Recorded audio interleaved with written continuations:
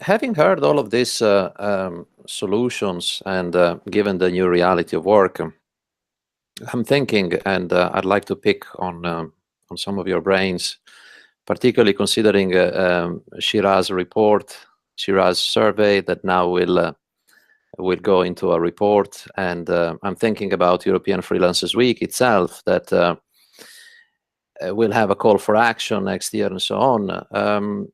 How do you see, what would be the call for action, as a matter of fact, just as simple as that, of European Freelancers Week, what we would put in this report that we have jointly produced with Molt?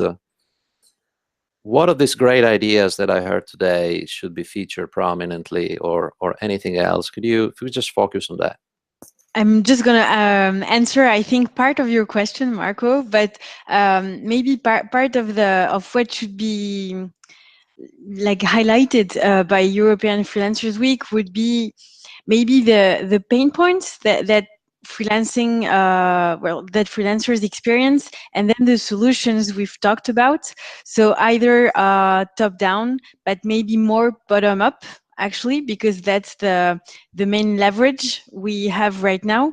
And I think that's also the most efficient ways to solve the problems that we've seen. And yeah, I think we've talked a lot about interesting solutions today, about maybe private solutions, and I think we should maybe focus on this first, and then try to seek for policymakers to maybe implement those solutions at a European level. Well said. I would throw in that my recommendation would be for a call for clustering. It's a really weird word, but what we've seen is when freelancers of a similar type, and this is going back to the whole definition debate we had a bit earlier, but when entities of a similar type come together, their bargaining power and their voice is much louder. And I definitely think that should be one of the main focuses for Freelancers Week next year, and especially this year. I think is what we kind of started with this year is you work for yourself, but you don't have to work alone. And to go back to Janine's earlier question about accounting, is we're seeing more and more what we call productized services coming into the market, and that's only possible when a clear pattern can be devised. For example, all the Uber solution for handing over tax information is only possible because the model for all of their independent drivers is, there's a pattern to it, it's identical. The same for all TopTel developers. Because their income stream from that source is similar, you can build a productized service to solve that problem. To, you know, an accounting firm can spread the cost of building that solution across 1,000 developers as opposed to charging 100 developers. And I think that's definitely going to be something that we should be pushing freelancers or entrepreneurs or entrepreneurial entities into finding their tribes, find their people who are doing similar things, not only for the peer support, but also for the economic benefits of being in a bigger unit than just yourself. And that's what I would vindicate for the next several years. From an EU institution perspective, I think what the immediate reaction always is like a new action. No, that's actually member states that need to take the action, so we can only guide. So what I think would be super useful, and I think that because we do see some great initiatives among member states, either from government or from private sector, if we could somehow, I wouldn't say institutionalize, but if we could kind of mechanism where Brussels can actually serve as a hub, that would be something very interesting, because then member states can draw inspiration from other member states, and private sector can draw inspiration from other private sector, because at the end of the day, it's also, why does the private sector want policy reforms? What are they actually doing? So I think we have to do a lot of information sharing and really point towards practices that are actually showing that it does work. There is innovation going on that actually supports independent work. So I think best practice sharing is definitely, for me, one of the priorities, because then you can somehow go around this mechanism where people say this is actually member states level, and we can only give some guidelines to that. So what I hear you saying is that you'd like to see the European Freelancers Week in the next year devote itself to sharing of best practices. Is that what I'm hearing you say?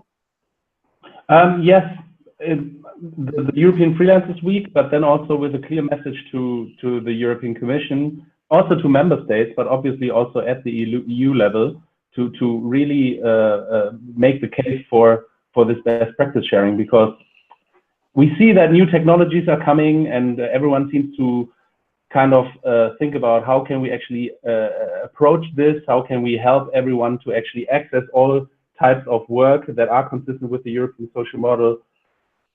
Where should we draw inspiration from? But it's actually coming from within. Obviously, we look a lot to the US because you have a lot of interesting innovations going on there, but innovation is happening in Europe as well. And I think we can actually learn to learn better from each other at EU level and within the EU member states.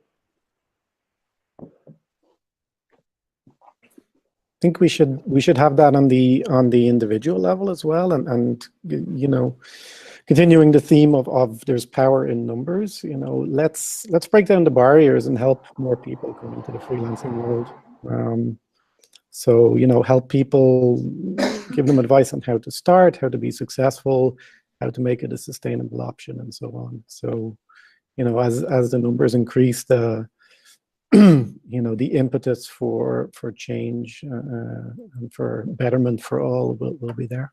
Yeah, I do think that we have to be able to empower and support freelancers, but coming to the best practices, there has been some very interesting piece of work that is European, even worldwide, that comes from the UK actually, on very good practices. There was the Co-ops UK who did a report on freelancers, Not Alone and then Better Together.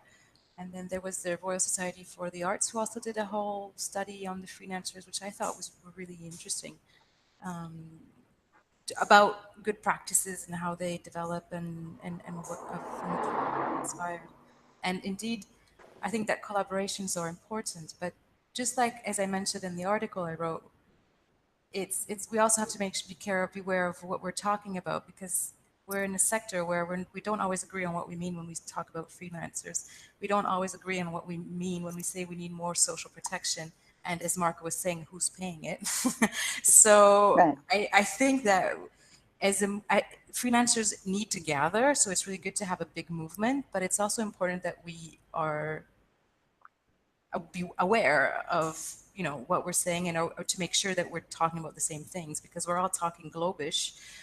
But we come from different countries, and even though we may have a European or even United States approach, the realities in our different countries can be very different, and it's important to know what we really mean when we're using certain words, and what are the values that are driving us, and why do we say what we say? Because otherwise, what's happening, and that's what the European Commission has been saying about self-employed and freelancers, is that they hear so many discordant voices, they just don't know what to do about it.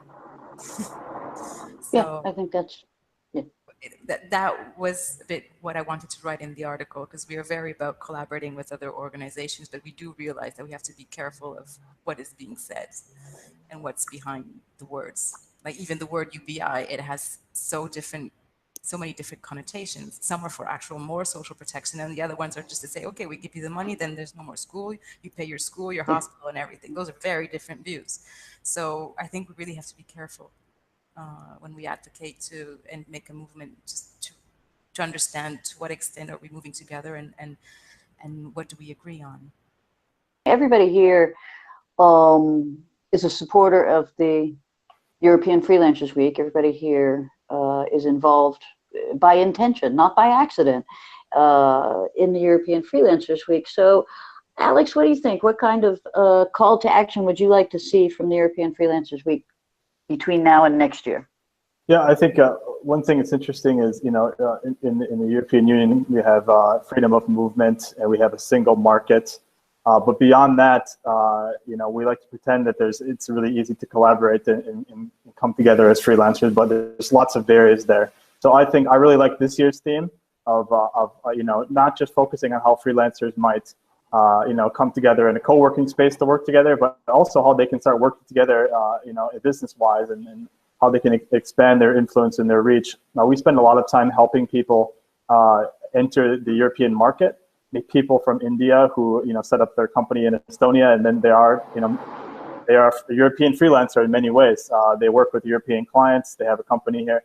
So I would actually like to see maybe the focus on branching out, talking about how European freelancers can expand to the global market. It's not just for big companies. We have you can work from anywhere, and you can work for anyone. So I would think that would be really great focus maybe for next year, is maybe taking European freelancers worldwide, and how we can build business connections and other connections between those groups here and around the world. Gosh, I like that. I like that a lot. Sure as.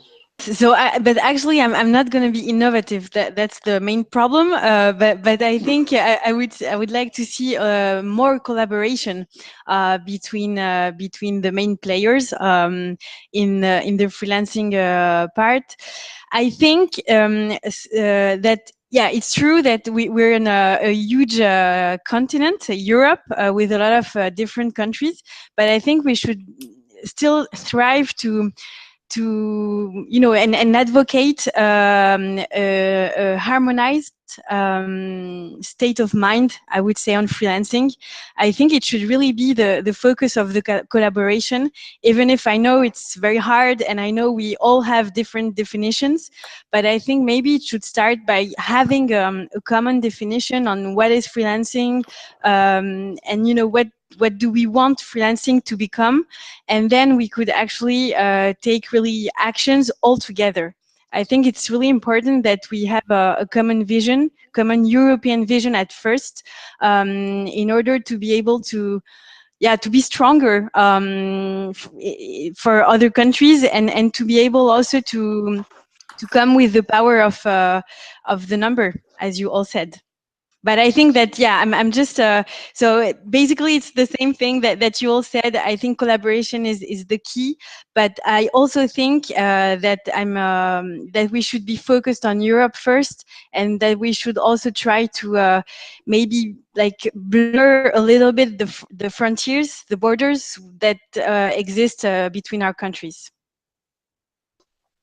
From perspective, and from an Irish perspective, I think I'm just going to repeat what others have said. From a micro level, I think what I would like to see is more coordination between freelancers in Ireland, and more sharing of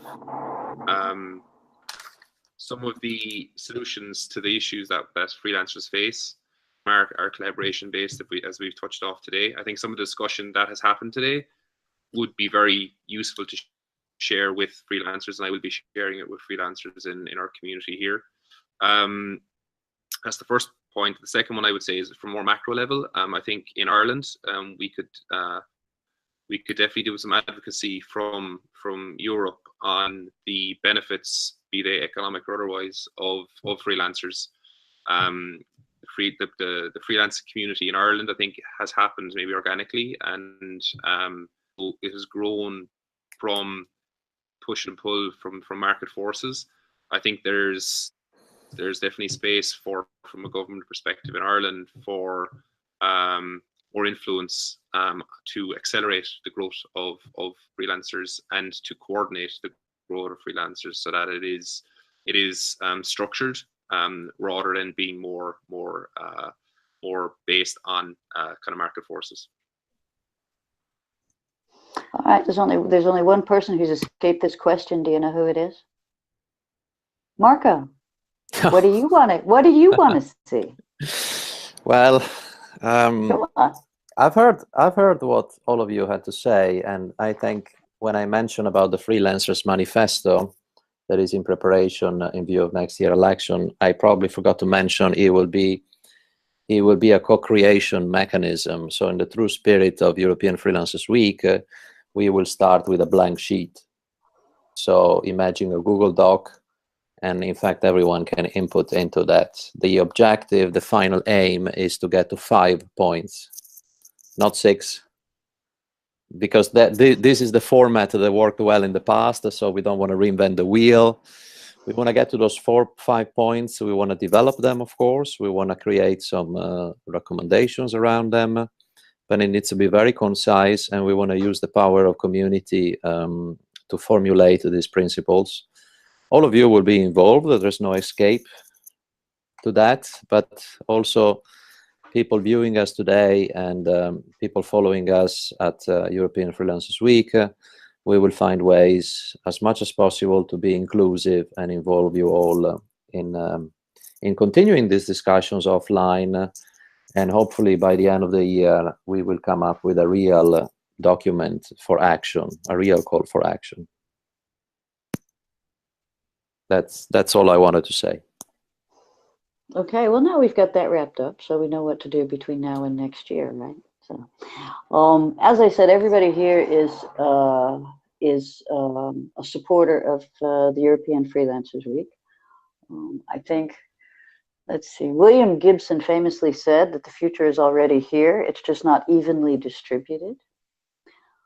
I think all of you guys are busy one way or another with the freelancers, the freelance economy,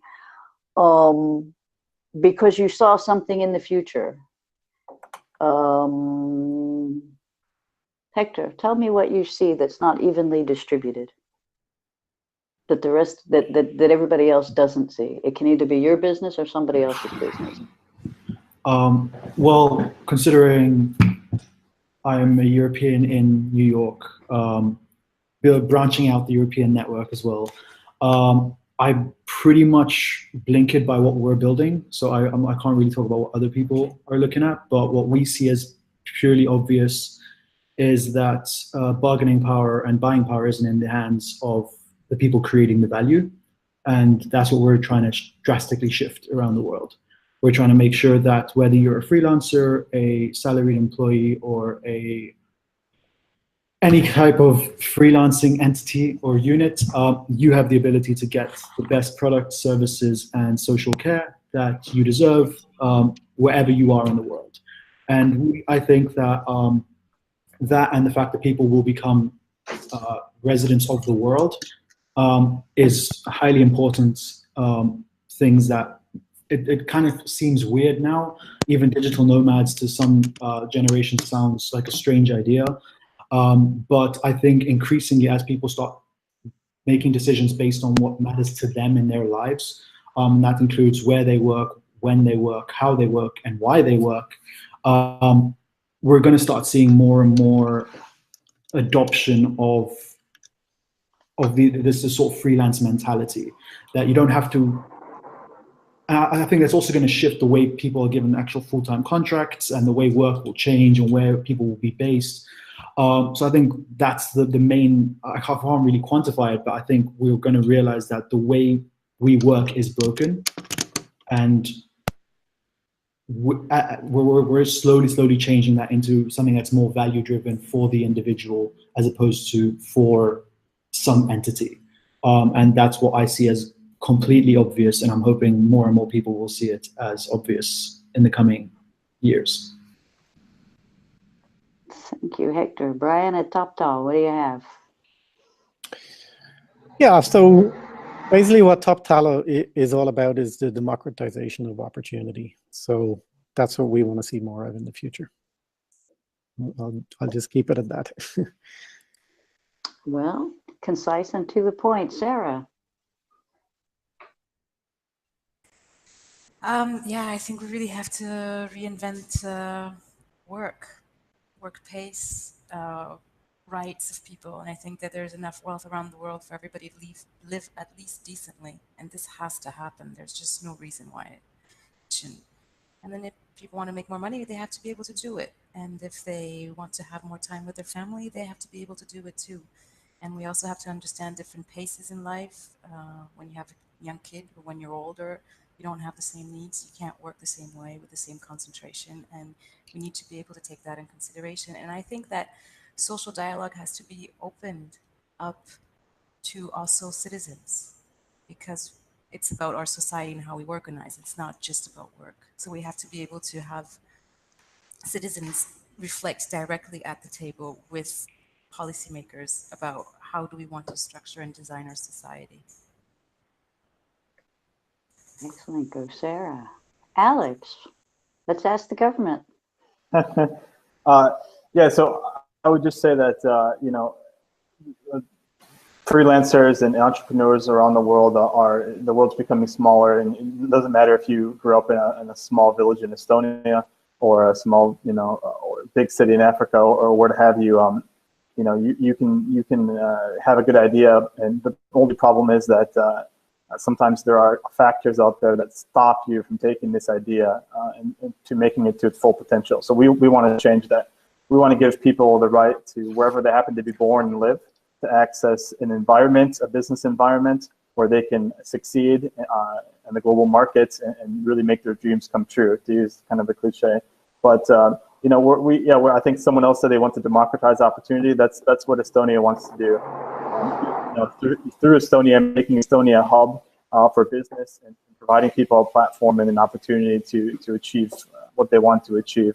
And I think especially you know, in Europe, I think we have a big opportunity to help to give people this market and this platform from around the world. And it's only a benefit for everyone across Europe to start building these collaborations and business ties with people from around the world. So I hope we can all have this ideal of democratizing entrepreneurship, democratizing access to tools and platforms that make people successful, and also making sure that the governments catch up to the private sector. People expect, you know, the private sector has done so much in the last 10 years to empower entrepreneurship, but governments are still you know, sitting behind. So let's all hope governments can catch up to what everyone else is doing. It's been a very interesting discussion, and I'll be taking a lot away from this. I think what I'm particularly interested in seeing how the pace changes. So there's obviously a movement towards freelancing and a movement towards remote working, but I think it's been very organic. And I think the role of the EU, the role of the government, I think can be much greater in terms of accelerating the growth of freelancing and of the remote working community. I think there's a lot of benefits to that, again, from macro and micro level. So I think that's really, I think, where we can really make an impact through this forum, to kind of the kind of public sector, and I think that's where the big opportunity lies in the kind of short medium term. Thank you. And Lauren, you're last, but never least. Okay. Go. Thanks. Sorry, I just got dropped out. I think what I would like to see is kind of a reframing of the debate, because obviously what we see is, especially in Europe, that independent work is often seen with insecurity. So I think that's also where obviously platforms have to play their part, that we make sure that new opportunities are consistent with the European social model. But I think it's difficult to explain sometimes, because many say, like, like independent work involves a lot of risks. That's where the state and the private sector have to step in and address that. But also, I think it has to be understood that for many people, the quality of work is basically defined by many different factors. I think the world of work is changing, and what some have been saying is that family becomes important, having time to work from home, having time to work from wherever you want, and to really take all these aspects into consideration when you define the quality of work is something that needs to be redefined and needs to be pushed, that this is basically changing, and that we want to have this conversation. And for many people, working flexibly or working independently is actually an aspiration, and it's not only something that you are pushed into because you do not find employment, proper employment, as it would be framed, right? So this is a job for everyone, including well, all stakeholders, including platforms, including employers, including associations, policymakers. And that's what I would like to see, a reframing of the debate, that we see that there is a huge potential for new opportunities, but we really need to see how we can actually make them work in the European context. Thanks. Wow, I should have started with that question. Those answers were so interesting. I think we're at the end of our time, are we not, Marco? Yes, we are. Maybe a closing word, if I may. I would like Please. to thank everyone for joining us today online and here on the panel. I think the conversation was very interesting. I will carry on this discussion myself because next week I will attend 4 European Freelancers Week events, either remotely or physically. So I think there's a need to continue this discussion also physically with others, because that's what European Freelancers Week is all about. It's meet physically. And I urge every one of you from home to join these events near you. It's in 32 countries, so you really can't escape European Freelancers Week this year. And also continue these discussions with your peers over there. Thanks, everybody. Thank you. Thanks for having us. Thank you. Thank you. Bye-bye. Bye-bye.